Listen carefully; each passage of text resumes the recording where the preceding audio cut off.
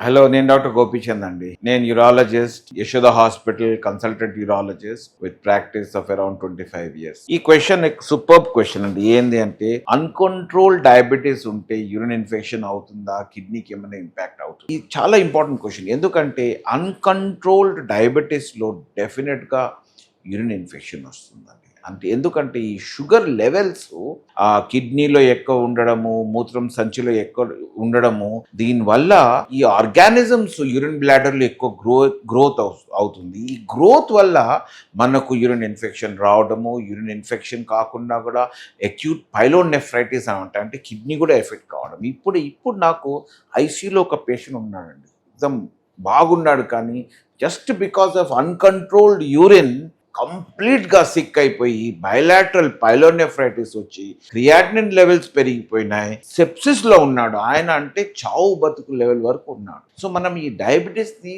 మంచి కంట్రోల్లో పెట్టుకుంటేనే మనం యూరిన్ ఇన్ఫెక్షన్ ఇదంతా అవాయిడ్ చేసుకోవచ్చు.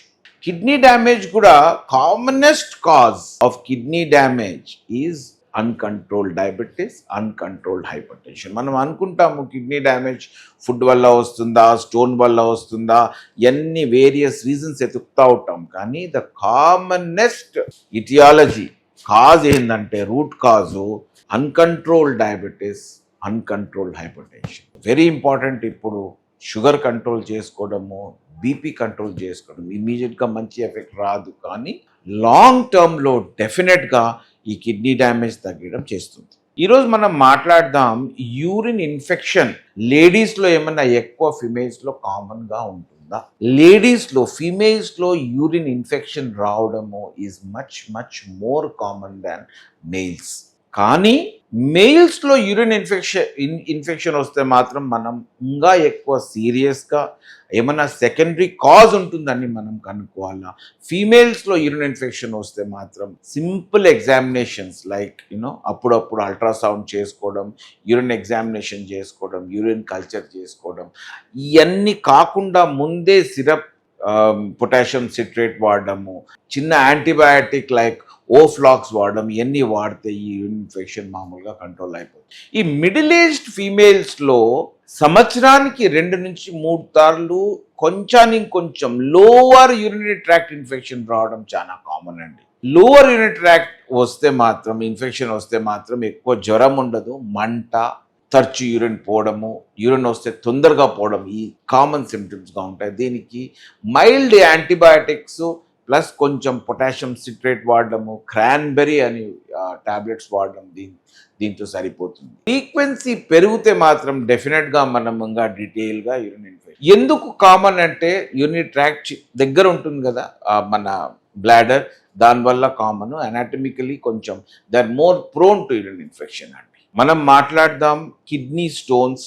ఈ కిడ్నీ స్టోన్స్ ఎట్లా ప్రివెంట్ చేయాలా, మాటిమాటికి స్టోన్స్ వస్తున్నాయి, ఈ స్టోన్స్ ఎట్లా ప్రివెంట్ చేయాలి? కిడ్నీ స్టోన్స్ ఎందుకు వస్తాయంటే మెయిన్గా డైటరీ కారణం వల్ల, జెనెటిక్ కారణం వల్ల, మాటిమాటికి ఇన్ఫెక్షన్ రావడం వల్ల, కొంచెం మెటబాలిక్ డిజార్డర్స్ బాడీలో వస్తే, మెటబాలిజం మారితే మాత్రం కిడ్నీ స్టోన్స్ వచ్చే అవకాశం ఎక్కువ. ఎక్కువ సాల్ట్ తీసుకోవడం, వాటర్ తక్కువ తీసుకోవడం, దీనివల్ల క్రిస్టలైజేషన్ అవుతుంది, దానివల్ల కిడ్నీ స్టోన్స్ వస్తాయి. డైట్లో మాత్రం డెఫినెట్గా వాటర్ ఎక్కువ తీసుకోవడం, ఒక టైంలో కాదు, రెగ్యులర్ ఇంటర్వెల్స్లో వాటర్ తీసుకోవడం, సాల్ట్ ఇంటేక్ తగ్గించుకోవడం, ఈ 2 మాత్రం డెఫినెట్గా చేయాలా. చిప్స్, కోక్స్, ఇదంతా ప్యాకేజ్డ్ డ్రింక్స్ అండ్ ఫుడ్ వల్ల కొంచెం స్టోన్స్ ఎక్కువ వస్తుంది. దాన్ని ఎంత అవాయిడ్ చేస్తే అంత మంచిదండి.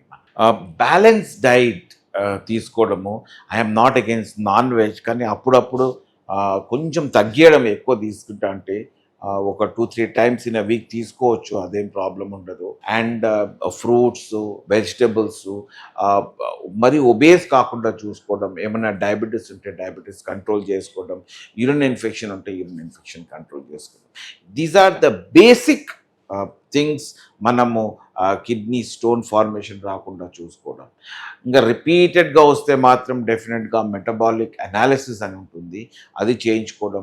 స్టోన్ ఉంటే మాత్రం కిడ్నీలో లేకుంటే ట్యూబ్లో ఆ స్టోన్ తీయించుకోవడం ఈజ్ ప్రైమరీ నెసెసిటీ అండి. అంటే దెర్ ఆర్ మెనీ ప్రొసీజర్స్ ఇప్పుడు, ఎండోస్కోప్ చేయడం, లేజర్ చేయడము, ఈఎస్డబ్ల్యూ చేయడము, అన్ని పీసీఎన్ఎల్ చేయడము, ఆర్ఐఆర్ఎస్ చేయడం. దీనివల్ల దీంతో మనం ఆ స్టోన్ తీసేస్తే బెస్ట్ అండి.